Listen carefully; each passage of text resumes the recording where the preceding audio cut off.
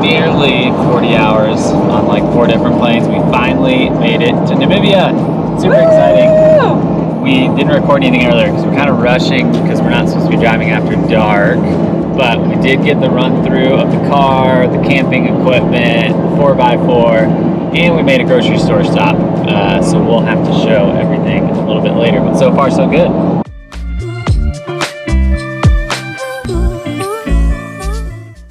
Wanted to give you a tour of where we will be living for the next week. So as you can see, it's already dusty, but we have a fridge where we can store all of our food and drinks.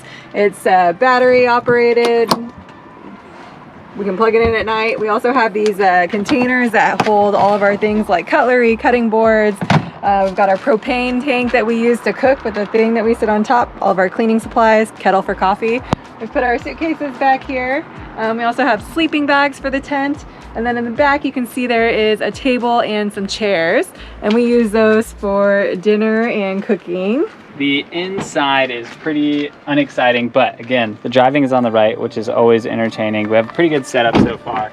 In the back, more importantly, is where all of our sleep stuff is, as well as more snacks than we would ever need. This part is just a disaster, but that's why we get the double cab instead of a single cab, because it makes it a lot easier. Pretty much every night, Rebecca sets up the tent, I start cooking, and we go from there. And we've got lots of extra tires and everything if we ever have an issue. Made it last night to the first camp spot in the dark, and we're leaving pretty early this morning, but it was a good area. The highlights here is the outdoor bathroom, which has been wonderful, and I love that it says to conserve water and shower together, and there's like 2 nozzles up there, but the water was freezing and there was no hot water, so I took a shower very quickly by myself, and we're excited to head to the park now.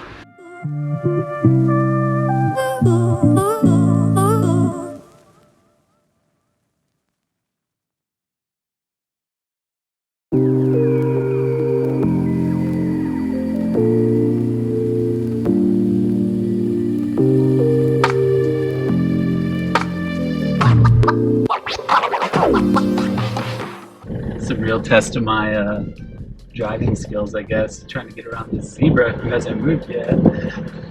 It's making me nervous. Why are you going in front of him? Where else am I gonna go? Oh man, he is not moving. What is he doing? Is it alive? Taking a picture right there.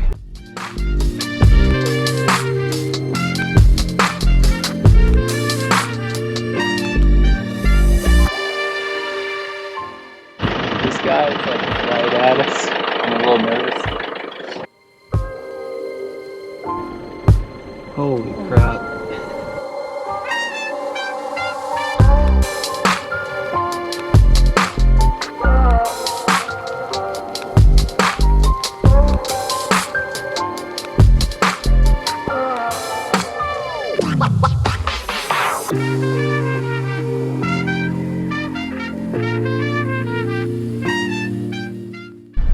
So we just arrived at our first campsite in Etosha National Park. You can see Halali coming up on the entrance there. So we're gonna go to reception so we can get checked in, figure out where our campsite is, figure out what time the gate closes, and we're gonna go for a little dusk safari drive. All right, so this is our process of letting the air out, because on the gravel roads or on the sand, you want the air out. Makes it a little bit smoother, supposedly. So we're gonna see how this works. We do have an air pump for when we need to reverse it, but we're gonna be on gravel for a while. Found a rock, it seems to work just as well.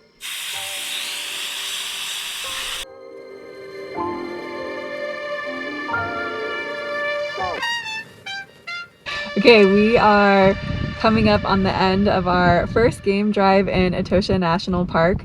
Right now we're just sitting at a watering hole, kind of looking at it. It was pretty active when we first got here and it looks like it slowed down some, but here in Etosha it's pretty dry, so you find most of the animals near the watering holes. Although today that has not necessarily been the case. Yeah, today we had two good encounters, but 2 animals chase us. We don't know what we're doing wrong. Maybe we're I don't know, getting scared and moving too quickly. But we had an elephant that chased us from behind, and then we had a rhino that was kind of charging at us from the front. And we got a little bit of it on video, so we'll see if it actually works.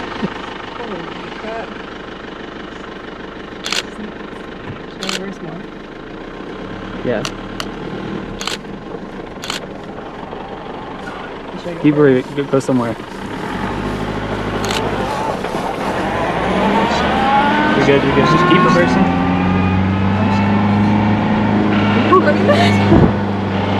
Keep going, yeah.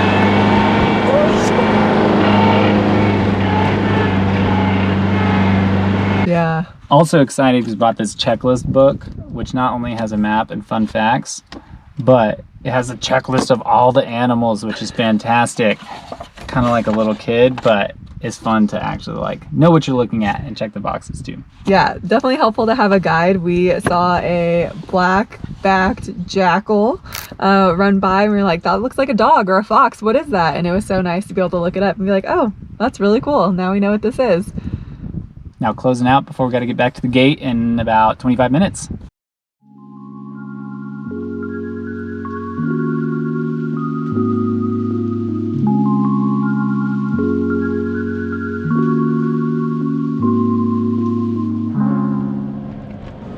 Alright, we're on day 2 of safari. Last night we camped at Halali Camp, and there is an amazing water hole that you can go to at night that they turn on floodlights, and we saw 4 rhinos last night, a mom and a baby, and then 2 others had walked up, and the mom was kind of protecting the baby, was getting a little feisty, so it was so awesome to see.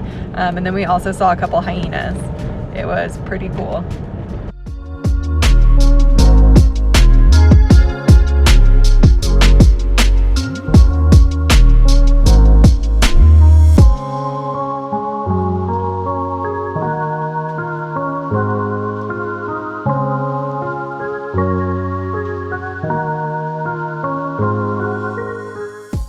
Been driving most of the morning, and we were kind of looking for some leopards. No such luck. It's a little bit harder out here because we're the only set of eyes. It's so empty. We're the only ones looking for animals. Usually you can like see a group of cars, you know they found something, or there's a lot of guides out and about, and it's just us. We did find a couple rhino again and some other elephants, which is always great to see.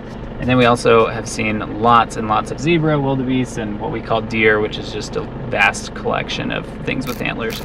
But call this a cocktail. I don't know if you can really even see anything, but there's some zebra, there's some antelope type things, there's some wildebeest, impalas. That's it.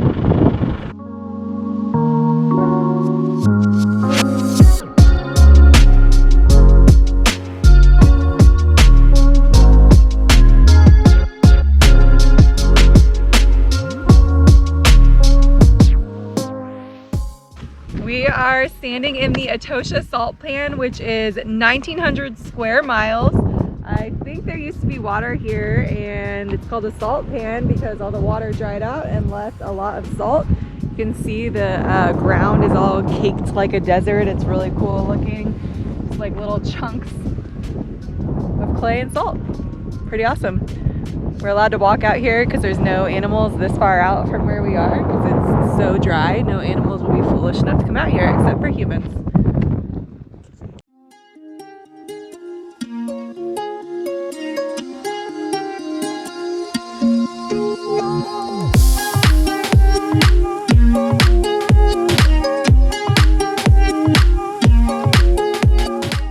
Pretty sure zebras are my favorite behind leopards, and there's some babies here. It's so cute. Hey, mama. All right, so we just got here. There's 3 different troops of elephants at this watering hole. And then since we got here, a rhino also showed up. This is the most elephants we've seen in one place since we got here. But they're all just playing around. There's a ton of little babies too. It's pretty awesome.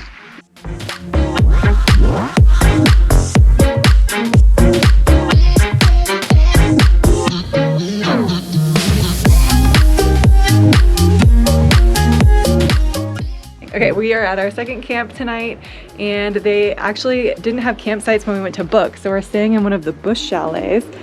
which is surprising because it has not been crowded here in camp, but we are standing atop this castle-like structure and it has views for miles. It's beautiful. The sun just went down.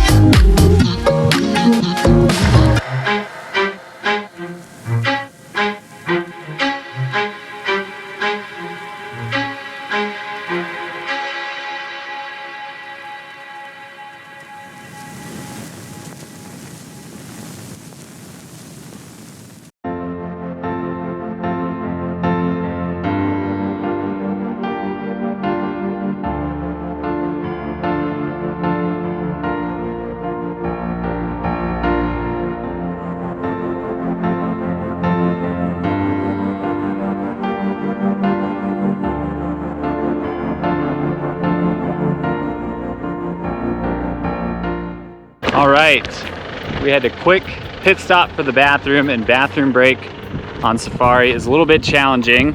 Obviously, you just can't pop out and go wherever because, you know, lions and such, but they have these nice fenced off areas. Just have to open the gate, get in, use the bathroom, close the gate behind you. That way you don't get surprised by a lion or something else when you're in the bathroom. So closing up shop here, on to the next stop. Second gate, kind of failing at what it's supposed to do. Let's hope nothing gets in here. Rebecca's first time getting the gate. It's kind of heavy. Oh, much better that time. Dang.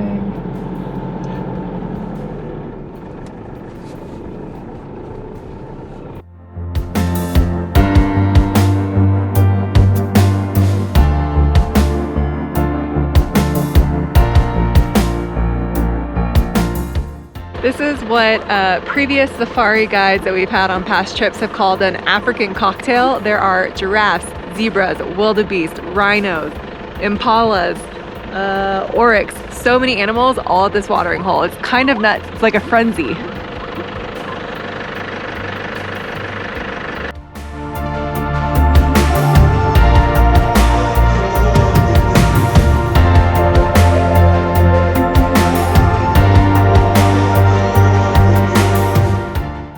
We are on our lion stakeout. We spotted a mother for sure, possibly a male lion, and then at least 2 cubs. Way out in the distance, like barely discernible with the binoculars, but we think we can wait it out. We're gonna hang out for a little bit, see what happens. It's pretty cool. Hopefully they get up. We're between the lions and the watering hole, so hopefully that works itself out. We'll see.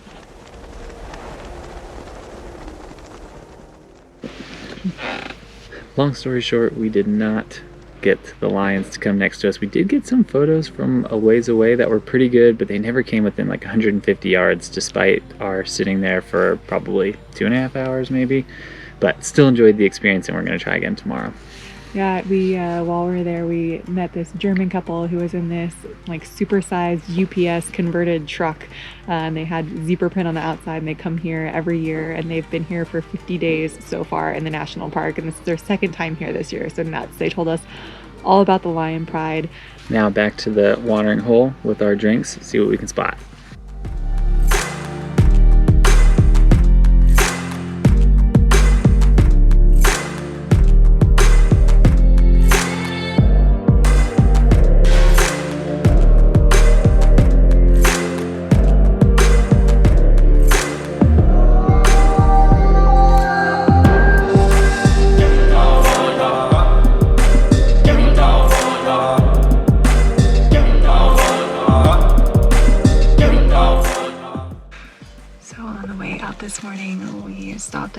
watering hole because we saw this huge zebra truck pull off that clearly knows what they're doing. And we found 3 lions. It looks like definitely 2 males, possibly a female, or just a young adolescent. There are 5 adult lions and 4 cubs. And then lots of antelope and things just scared and not wanting to take a drink of water.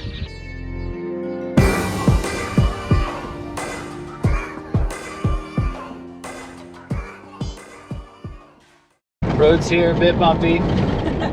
Rebecca tries to go out of her way to hit all of them in some sort of competition. Okay. But That's good maneuvering right there. I don't know about all of that. Like a Disneyland ride. This is an extremely bumpy road in comparison. We got vomit bags in the glove compartment just in case.